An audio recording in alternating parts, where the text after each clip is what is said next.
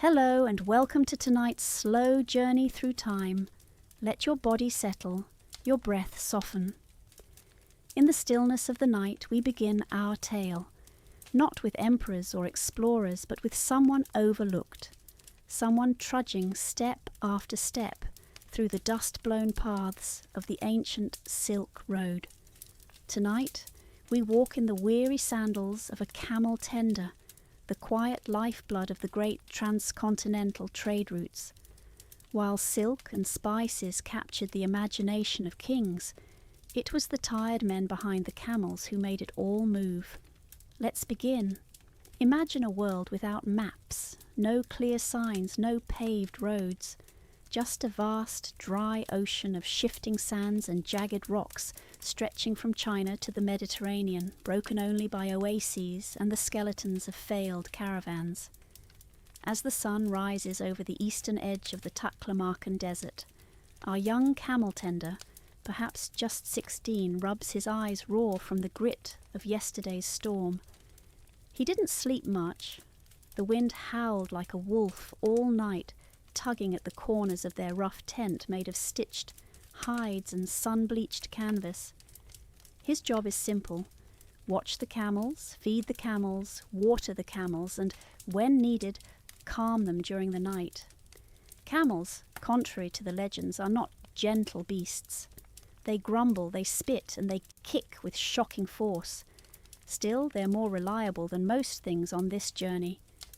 The young man's feet are wrapped in strips of cloth soaked in old oil to prevent blisters, but even so they burn. Days on the march, weeks sometimes, have hardened his skin into cracked leather. He walks beside the animals, never atop them. The seats on camelback are for the rich, the elderly, or the sick, never for those who work. His diet: mostly dried lentils, flatbread, and sour goat milk, if he's lucky. Water is rationed carefully, 1 flask for himself, 10 for the camels. He doesn't complain. Complaining wastes breath. And on the Silk Road, breath and water are sacred currency. As the caravan continues westward, the temperature begins to rise. By mid-morning, it's unbearable, well over 100 degrees Fahrenheit. The sand, fine as powdered glass, works its way into every fold of clothing. It bites at his skin, settles in his eyes. There are no sunglasses, no modern protections. Just a head wrap, a long robe, and the hope that the next stop comes soon. There's no guarantee of safety, not out here. In the distance, on a distant ridge of stone and dune, movement catches the corner of his eye. Bandits? Or just wind tricking the senses? Everyone's alert. Camels begin to grumble. The caravan master, a sharp-eyed Turkic merchant with rings in both ears, quietly instructs the guards to ready their bows. Bandits were not a myth. They didn't ride out of the shadows like ghosts, but they were clever. They watched from afar, waited for a storm, for exhaustion, for a weak spot in the line. But not all dangers had faces. The desert had its own moods. Sometimes a sandstorm would rise with no warning, swallowing the sky in copper and black. The wind would scream, visibility would vanish, and the only thing to do was bury your face in the camel's fur and pray. Once he heard of a caravan that vanished entirely, not killed, not looted, just buried in a sudden storm. 50 men and 200 camels swallowed by the sand, their bones uncovered decades later like dry, silent fossils. At night, the cold would descend like a blade. Despite the heat of day, the desert is cruel once the sun dips. The young man wraps himself in wool and crouches near the fire. Around him, merchants speak in dozens of tongues: Persian, Sogdian, Uyghur, Arabic, Chinese. Laughter flickers, spices sizzle in the pot, but his world remains small.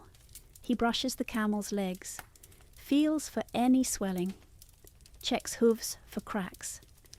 They carry cargo far more valuable than his life, Ceramics, silk bolts, jade beads and scrolls written in gold. To lose a camel is to lose a fortune. The days continue one after another. Sometimes they reach oasis towns and sleep in mud brick inns where cold water waits in ceramic pots, and vendors sell dried apricots and fig cakes. Other times they sleep beside ancient ruins, haunted by old kingdoms forgotten to time. He hears tales from old attenders of spirits in the mountains, lost cities where gold lies buried beneath tree roots, and of caravans that hear flutes at night and follow them, never to be seen again. He listens quietly. Superstitions are currency on the road. They help fill the silence between footsteps. Being a camel tender on the Silk Road wasn't noble or glamorous.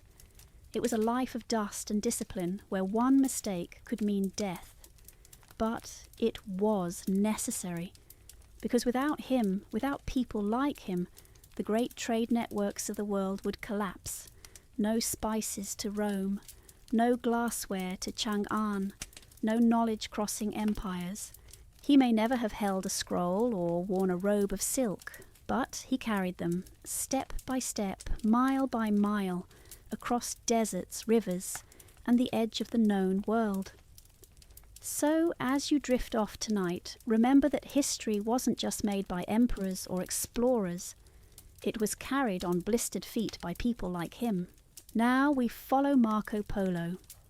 But rather than racing through his stories with excitement, we'll walk beside him slowly, step by step, whisper by whisper, through silk-curtained courts and golden halls, across mountains and rivers, as we wonder, was it all true, or was some of it simply too marvellous to be?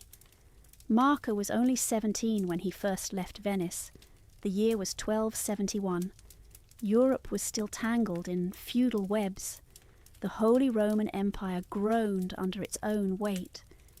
And in the east, something enormous was stirring.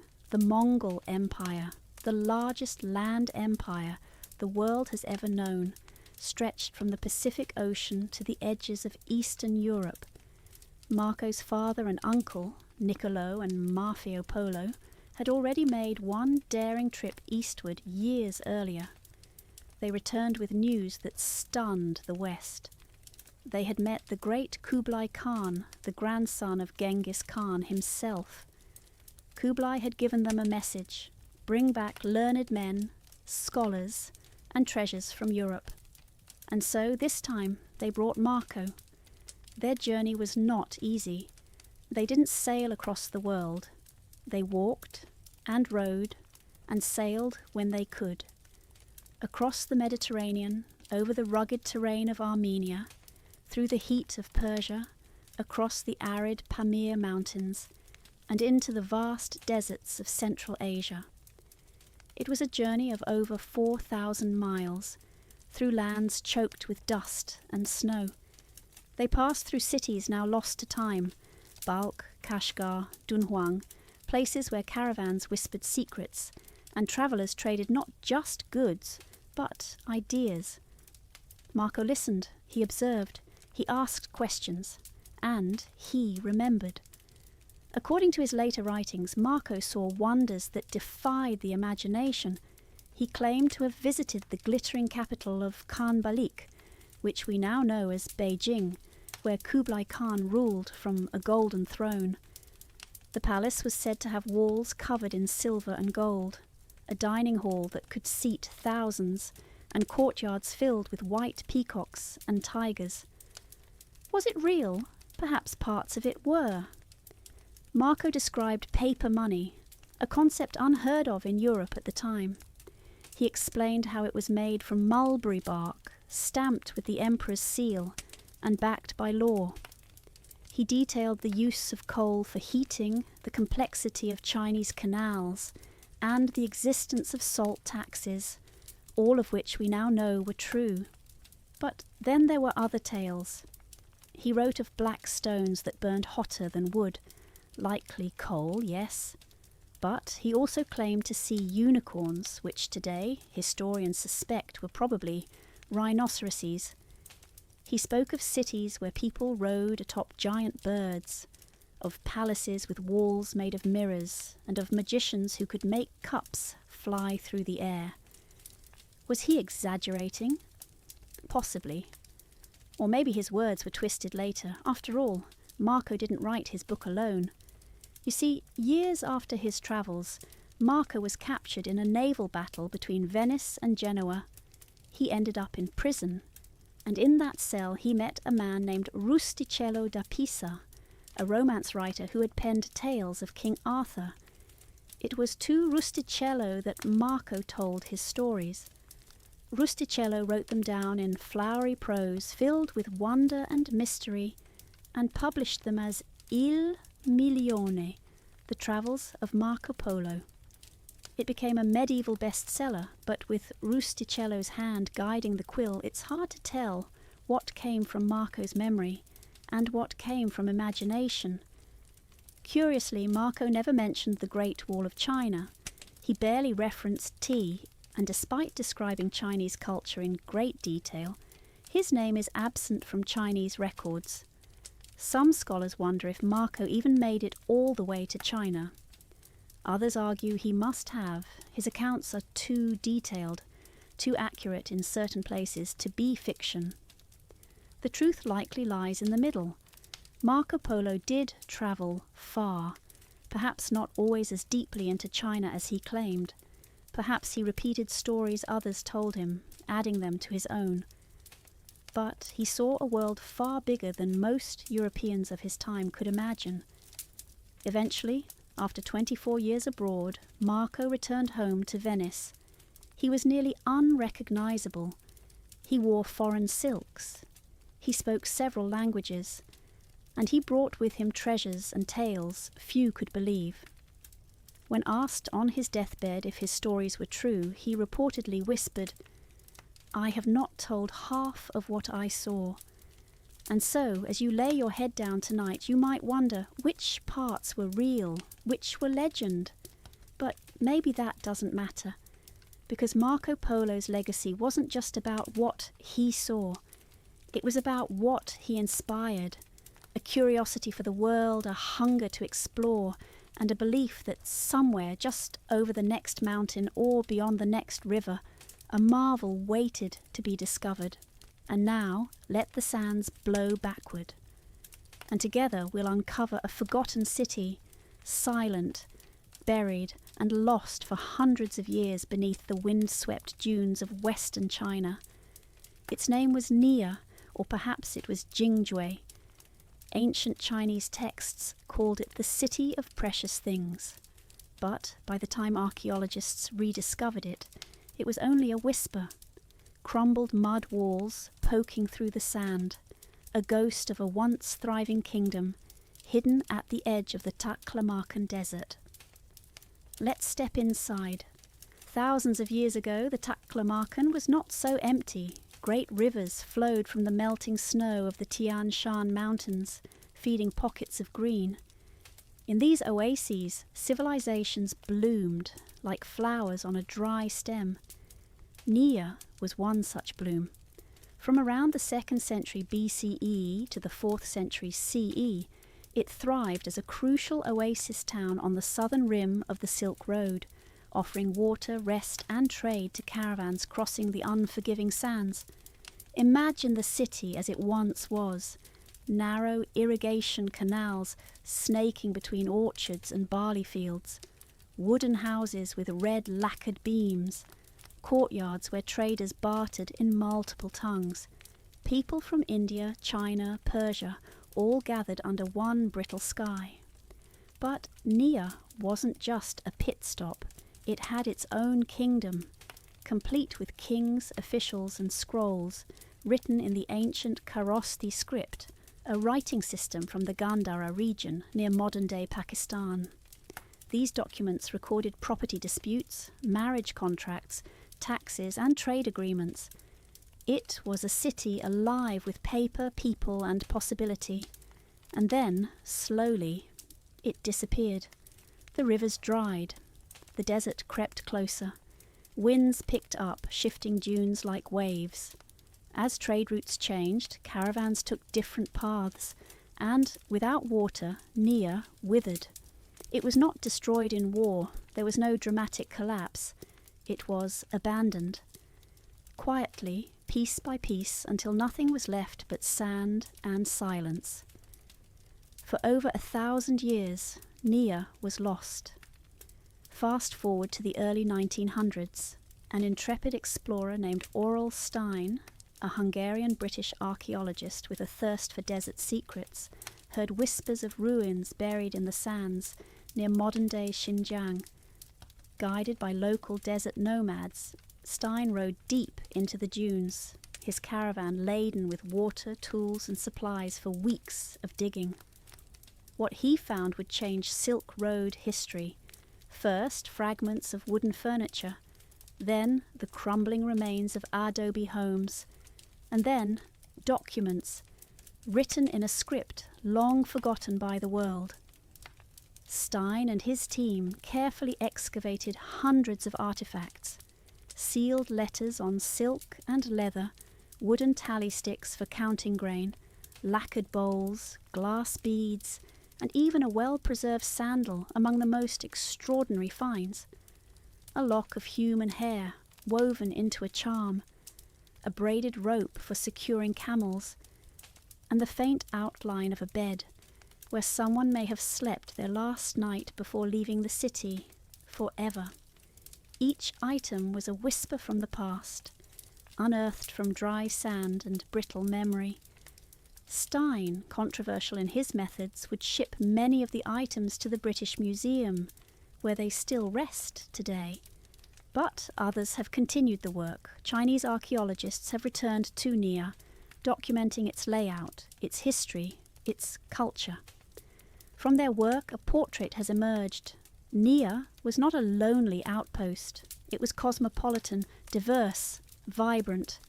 Its people read texts from India, used Chinese coins, wore Central Asian tunics, and worshipped a mix of Buddhist and local deities. It was a city born of crossroads, just like the Silk Road itself. But perhaps the most haunting part? Nia's silence. Unlike many ruins, there are no signs of destruction, no fires, no swords, no siege, just the gradual suffocation of wind and time. As you drift tonight into your own sleep, imagine the wind brushing against ancient wood, the soft hiss of sand settling into abandoned streets, the last echo of a voice, long gone, speaking a forgotten tongue. Nia reminds us that civilizations are not always ended by violence. Some simply fall asleep and stay that way for centuries. Now, let us stop, just for a while, at a place of warmth, of laughter, of flickering lanterns and fragrant steam rising from iron pots. You are invited to a feast, not in a palace, not in a sultan's tent, but in something more humble, more beloved by those who walked the long dusty bones of the Silk Road. You've arrived at a caravanserai, an ancient inn, part fortress, part oasis, scattered like stepping stones across the deserts, mountains and plateaus of Persia. Let us step through the archway together.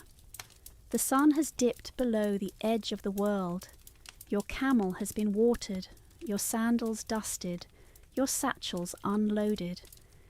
The caravanserai courtyard is alive with soft bustle, metal pots clanging gently, merchants unrolling carpets, children chasing one another under watchful eyes, and guards leaning on their spears, laughing in a language you can't quite place. The building is square, thick-walled, made of mud brick and limestone. In the centre is an open courtyard with a stone fountain, its water lit orange by firelight. Arched doorways line the walls, leading to private rooms for merchants and travellers.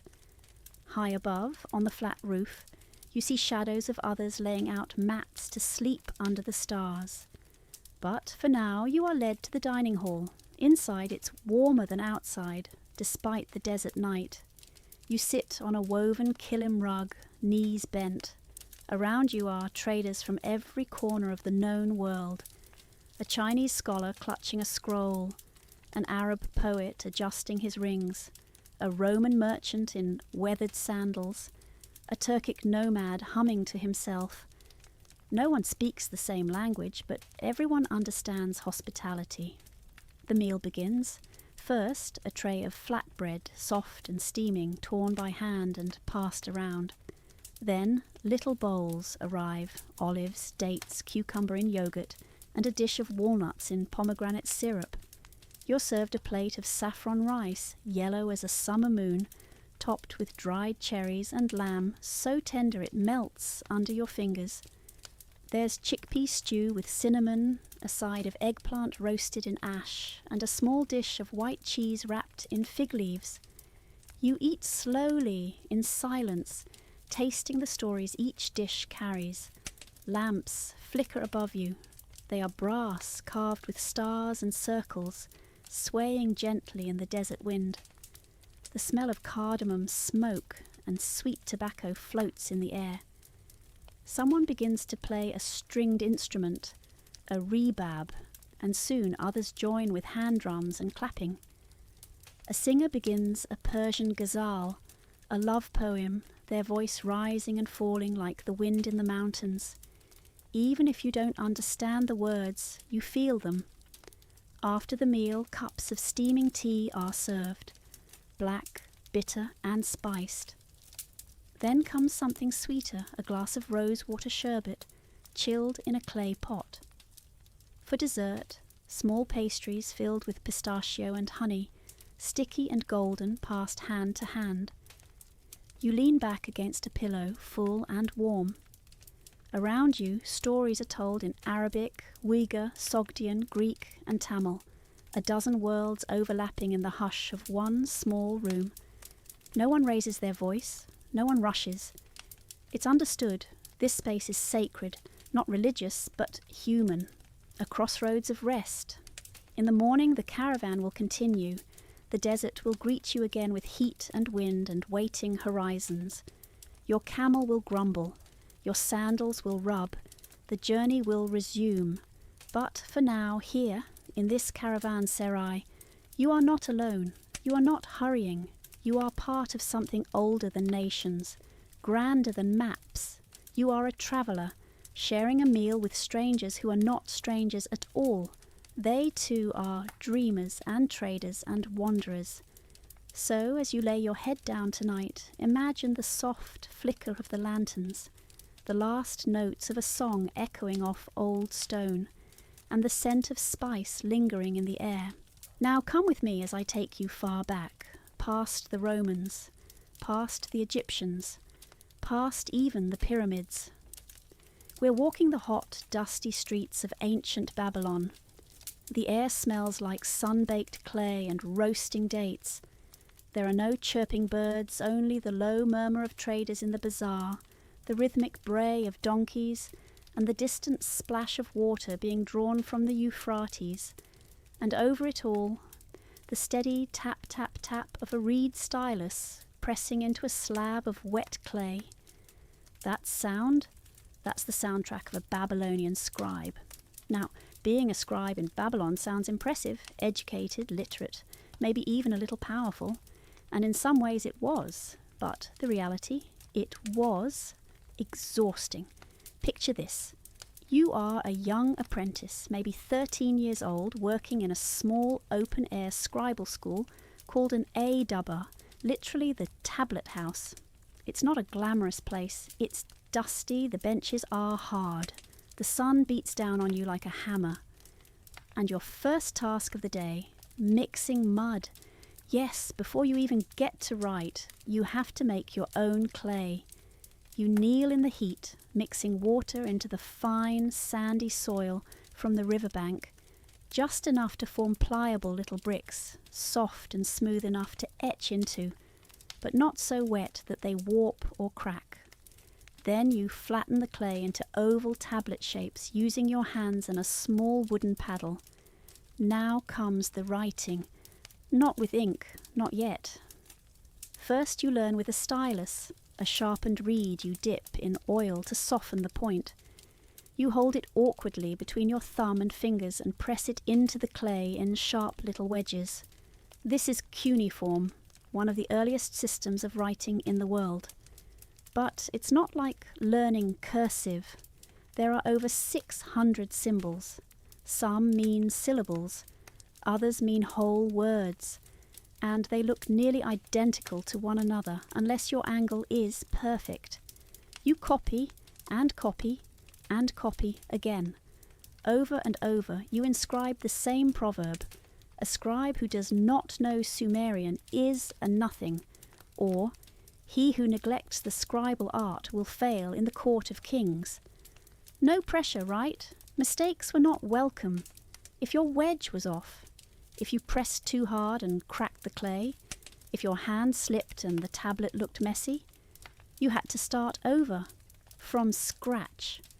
The tablet would be thrown into the scrap pile, and your teacher, probably your father or uncle, he'd grunt and hand you another.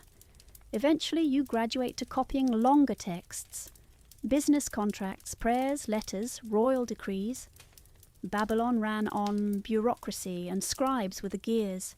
You wrote down grain shipments, temple donations, and marriage agreements. You transcribed messages from kings to generals. Sometimes you wrote complaints from angry neighbours about stolen goats. And you didn't get to sit inside a breezy palace to do it. Most scribes worked out in courtyards pressed against mud brick walls for shade.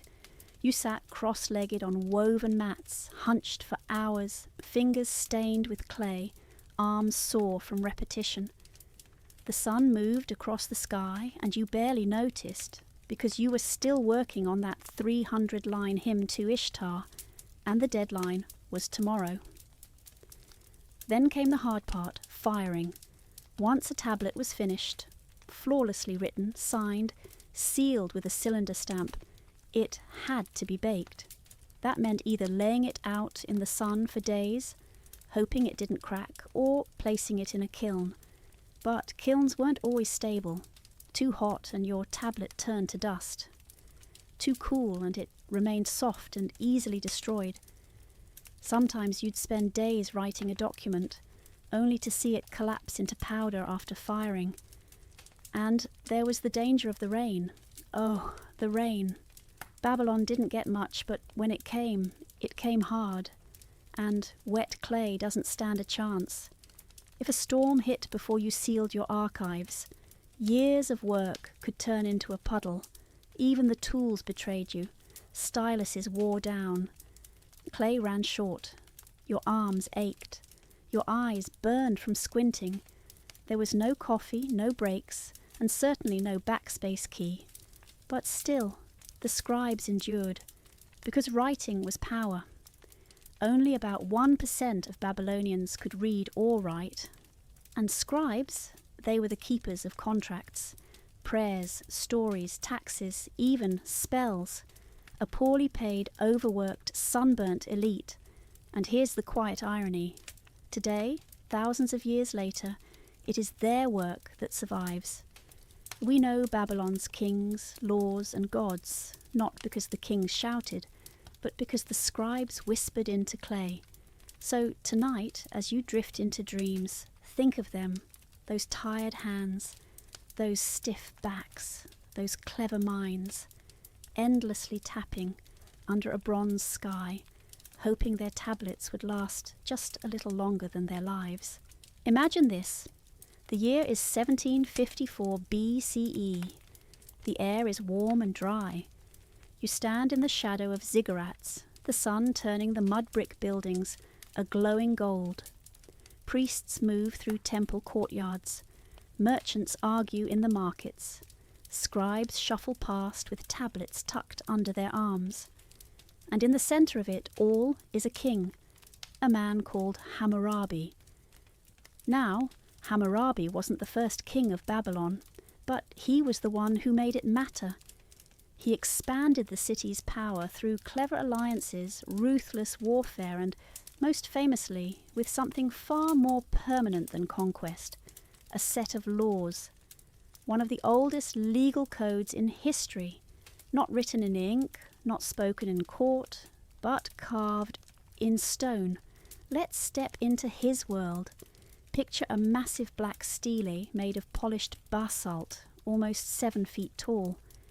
On the top is a carved image of Hammurabi himself, standing before the god Shamash, the deity of justice and light. The god hands him a rod and a ring, symbols of law and measurement, divine authority passed from God to man. Beneath that image, nearly 300 laws, inscribed in tight cuneiform rows, laws for merchants, laws for farmers, laws for families, and laws for punishment. Hammurabi's code covered almost every part of life in Babylon, but it wasn't soft. It was clear, rigid, and brutal. If a man put out the eye of another man, his eye shall be put out. If a builder constructs a house and it collapses, killing the owner, the builder shall be put to death. If a son strikes his father, his hands shall be cut off. Justice in Hammurabi's world was measured in blood. It was swift, public, and often irreversible, but not equal. You see, Babylonian society was layered. Nobles, commoners, slaves, and the law treated them very differently. If a nobleman harmed a commoner, he might pay a fine, but if a commoner harmed a noble, that same act could mean death. The code was obsessed with order, contracts, debts, wages, trade disputes. Even the price of beer was regulated. So were the wages of ox drivers and the responsibilities of temple virgins. There were laws about theft, adultery, irrigation, and even medical malpractice.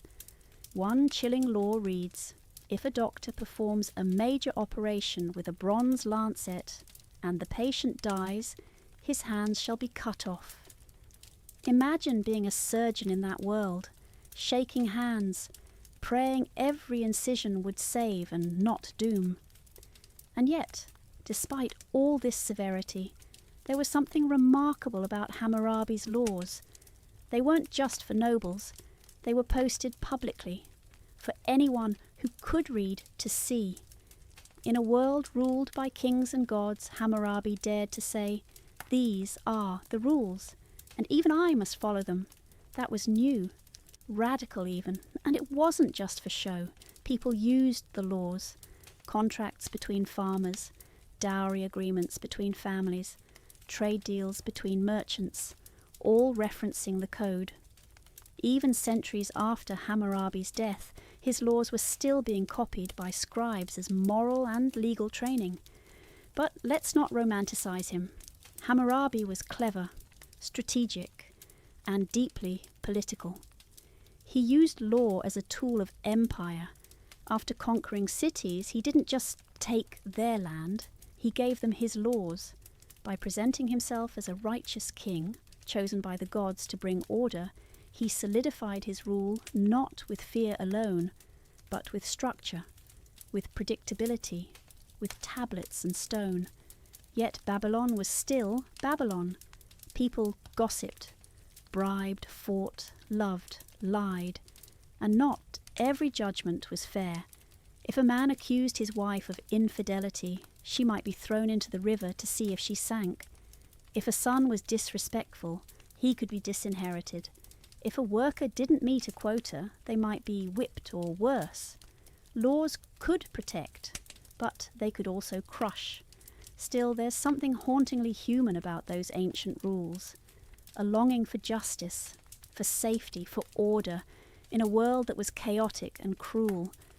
Tonight, that black stone stele still stands. Not in Babylon anymore, but in the Louvre Museum in Paris. People walk past it, silent, reading the lines etched by unknown scribes nearly 4,000 years ago.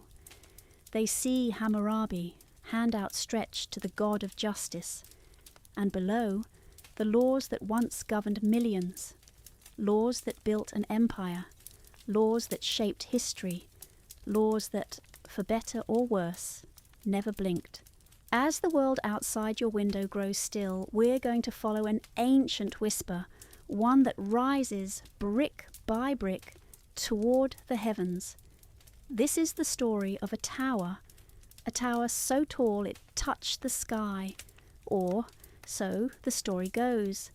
You may have heard of it, the Tower of Babel, a name that echoes with myth and mystery, found in sacred texts and ancient speculation. But where does the legend end and history begin? Let's gently walk the line between the two. Our story begins in Mesopotamia, the land between the rivers. Sumerians had been building for centuries, but now Babylon was the rising star. With walls of sun-baked brick, hanging gardens and broad avenues lined with statues, it was a marvel in its time, a city that stretched toward the sky, and at its very centre, towering over markets and palaces, rose a ziggurat. Now, a ziggurat wasn't like the towers we imagine today. It wasn't hollow. It wasn't for living in. It was a sacred structure, solid, tiered like a layered wedding cake, with a temple perched high at the top. Each level painted a different colour, white, red, black, sometimes glazed with bright blue tiles that caught the sun like water. The most famous of these was called Etemenanki, the house of the foundation of heaven and earth. It stood in the heart of Babylon, dedicated to Marduk, the chief god of the city, and constructed over generations. By some accounts, it reached up to 300 feet high. Not quite a skyscraper, but for the ancient world. It was astonishing. Climbing it meant ascending closer to the divine. Priests would climb the ramps or stairways to perform rituals at the summit. And from the top, you could look down on the entire city. The Euphrates glittering, the gardens blooming, the desert beyond stretching like a golden sea. It's easy to see how stories began. Now, let's turn for a moment to an old tale, one passed down through Jewish and Christian tradition. In the book of Genesis, there's a story of a united humanity, speaking one language, who gathered in a place called Shinar, ancient Mesopotamia. They said, "Come, let us build ourselves a city with a tower that reaches to the heavens, so that we may make a name for ourselves." But God, displeased by their pride, descended and scattered their tongues. They could no longer understand one another. The tower was abandoned, the city left unfinished, and from this tale came the word Babel, meaning confusion, a story of ambition and consequence. But was it real? Scholars believe the Tower of Babel myth may have been inspired directly by Etemenanki. Travellers and conquerors who visited Babylon, especially long after its peak, would have seen the ruined remains of the towering ziggurat and wondered what it once was. The Greek historian Herodotus, writing in the 5th century BCE, described a massive temple with a golden statue and a sky-reaching tower. Others described it as half-fallen, mysterious and forgotten by the gods. By the time Alexander the Great arrived in Babylon around 331 BCE, the ziggurat was in ruins. He ordered it demolished and rebuilt, but died before the work could begin. So was Babel just Etemenanki, remembered through the lens of myth? A real structure exaggerated over time? Or was the story something deeper? Some scholars suggest the Babel tale is about the fear of empires, of people reaching too far, building too high, trying to become like gods. Others say it's about language and identity, the scattering of people across the world, each with their own tongue, their own stories. But there's one more layer. In Babylon, language was sacred. The written word, especially cuneiform, was seen as divine. To write was to channel the gods. To build was to honour them. And to reach upward was never just ambition. It was worship. So perhaps the Tower of Babel wasn't just a cautionary tale. Perhaps it was a memory, a longing, a symbol of what humans tried to create when they still believed the stars were within reach. Today, no trace of Etemenanke remains above ground. Its bricks were repurposed, stolen, lost to time. The site in modern-day Iraq is barely marked, just dust and buried stone. But in the quiet spaces between myth and history, the tower still rises, in dreams, in stories, in longing. A monument not just to architecture, but to humanity's oldest instinct, to reach. So close your eyes, let the noise of the world fall away, and imagine the slow climb, step by step, level by level, up a sacred tower under the stars. And when you reach the top, just breathe. You're already there. Now, under the soft cover of darkness, we'll walk through the palace courtyards of ancient Babylon. The air is warm, touched by incense and the distant echo of a harp. The torches flicker. The sky is endless. It's a night of feasting. Babylon was a city of scribes, priests and builders, but also of pageantry. And the grand banquets of the royal court were where politics, ritual and spectacle merged beneath the stars. Let's begin with the setting. Imagine entering the inner courtyard of a Babylonian palace. The ground is laid with smooth tiles, perhaps even glazed in that famous deep lapis blue. Columns rise around you, painted with sacred animals, lions, bulls, dragons with serpent tails. Braziers burn with myrrh and tamarisk wood, giving off a rich, resinous scent. Low tables have been set in rows, not high banquet tables, but low enough for guests to recline on woven mats or cushions. Slaves move quietly through the space, carrying bronze pitchers, ceramic jugs, and trays of food. Everything glows gold under the torchlight, and above it all, the stars, clear, countless, and close. Now let's talk about the food. You might expect simplicity, but Babylonian feasts could be extravagant. Archaeologists and scholars have pieced together recipes from old tablets, literal clay cookbooks scratched out in cuneiform.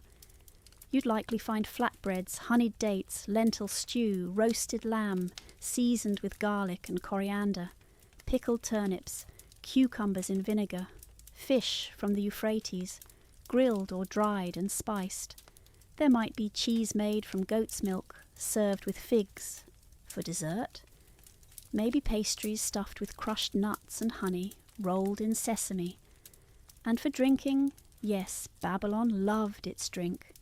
Beer was the common man's drink, thick and often sipped through a straw to avoid the grain sediment. But at the royal tables, it was wine that flowed, poured into goblets of bronze or even gold. They might have been sweet wines, spiced with cinnamon or dates, cooled in clay jars submerged in well water. But the feast was never just about food. It was ritual, politics, theatre. Musicians played, harps, flutes and frame drums, offering soft melodies to soothe or excite. Dancers moved through the courtyard in slow, stylized patterns, their jewellery catching the firelight. Poets recited hymns to the gods. Sometimes actors performed small scenes of myth, Enlil creating the winds, or Marduk slaying the dragon of chaos.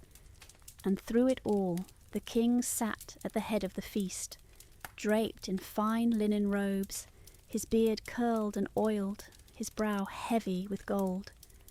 But the real stars of the evening were the stars themselves, because Babylon wasn't just a city of temples and towers, it was a city of sky watchers.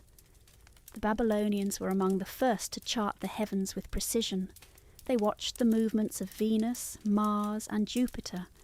They divided the sky into constellations, and they believed the gods communicated through the stars. So at banquets, especially sacred ones tied to the calendar, astrologers would speak. They would read omens in the sky. A red glow near the moon might foretell war. A strange conjunction of planets could hint at famine or fortune. The stars were not decoration, they were divine messages, woven into the evening like verses of an ancient song. A guest might sip wine and listen, hushed, as a priest reads from a star tablet. If the moon is dark and a comet appears in the west, the king of Elam will fall. People leaned in. The stars, they believed, didn't just reflect fate, they decided it. And so the banquet carried on, half celebration, half prophecy. There were rules, of course, rituals. The king never drank first. He poured out a small libation to the gods. Guests washed their hands before eating, and certain foods were forbidden on holy days. At the New Year festival, the feast was part of a larger drama, symbolizing the death and rebirth of the world. The god Marduk's triumph over chaos was reenacted, and the king was briefly stripped of his power before being restored by divine will.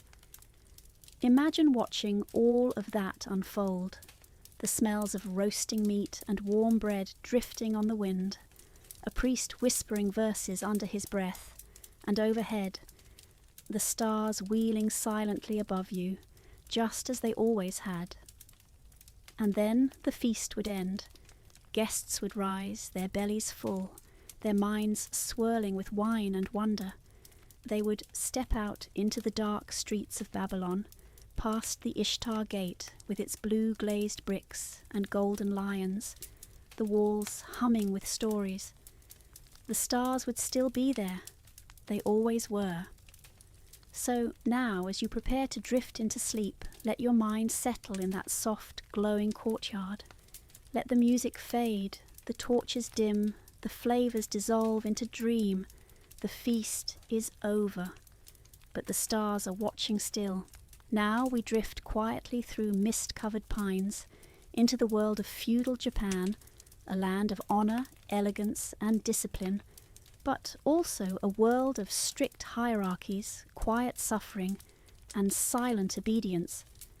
Not everyone in the house of a samurai lived in glory. Beneath the polished steel and flowing silk was someone barely noticed, yet always watching. This is the story of the lowly attendant, the one who served behind the curtain. You awaken before the sun. The paper shoji doors are still in shadow, and the scent of last night's ash lingers in the hearth. You don't sleep in a room of your own. Instead, you roll from a narrow mat near the kitchen fire pit, careful not to rouse anyone of higher rank. You are, after all, just an attendant, a nameless figure in the corner of a samurai's household, there to serve, to remain silent, and to never, ever draw attention. You slip on your plain robe, undyed hemp, scratchy against the skin, and pad down the wooden hallway barefoot. You carry no weapon, you have no rights, but your responsibilities are endless. The day begins with cleaning the weapons room. The katana, his katana, must gleam with pride. Its edge must be clean but not worn. Its lacquered sheath must reflect the morning light, though no one may comment on it. You bow to the sword before handling it. That's the rule. Not for superstition, but because your master's soul is said to reside in it. Next comes the armour. You kneel on thin straw mats, fingers numb in winter chill as you polish the iron plates with oil and cloth. You do not speak, you do not pause, and if you miss a spot, if a speck of rust shows beneath the shoulder plate, there may be a punishment, a raised voice, a backhand, or worse, a silent glance from your lord's steward, followed later by lost privileges, less food, and more shame. Shame, you see, is everywhere, not just the shame of doing wrong, but the deeper, unspoken shame of your birth. You were not born a samurai, you were born beneath the sword. Perhaps your parents owed a debt. Perhaps your grandfather was a merchant, or worse, a peasant. Whatever the reason, your station is fixed, like a stone in the riverbed. You serve. When your lord bathes, you help prepare the water, carrying heavy buckets up steep wooden steps. heating them over stoves with smoke that stings your eyes. You do not look him in the eye. You do not turn your back as you leave the room. The meals must be perfect. You grind the rice with aching arms, slice pickled radish into perfect even cuts, and taste none of it. Your meals come after, scraps mostly, cold rice, fish bones, leftover broth. You are always hungry, but you do not complain. Sometimes you serve sake at gatherings. Here is where the shame is sharpest. Samurai men boast loudly. Some speak of honor. Others drink too deeply and speak of other things. And though your hands tremble as you pour, you must keep still, must not flinch at the jokes, the violence, the flirtations hurled at courtesans. One misstep, one broken ceramic cup, one clumsy interruption, and your fate may change. Because punishment in a samurai house is swift. A sandal hurled at your head, a wooden rod across the back, a week confined to the outer storeroom in winter. If you bring dishonor to your lord, even accidentally, you may be cast out, or worse, forced to take the shame upon yourself with your own blade. Of course, you don't have a blade. That's the final truth. You are not a warrior. You only polish the blade, carry it, clean it, bury its victims, but you do not wield it. When battle comes, you may follow behind your lord's horse, dragging supplies, tending wounds, or carrying messages across dangerous ground. But if you are captured, no one will trade for you. You are not worth ransom. Still, there are moments, the quiet ones. When the temple bell rings at dusk, and you kneel in the garden, eyes closed, and feel the scent of plum blossoms on the air. You remember that life has beauty even for those in shadow.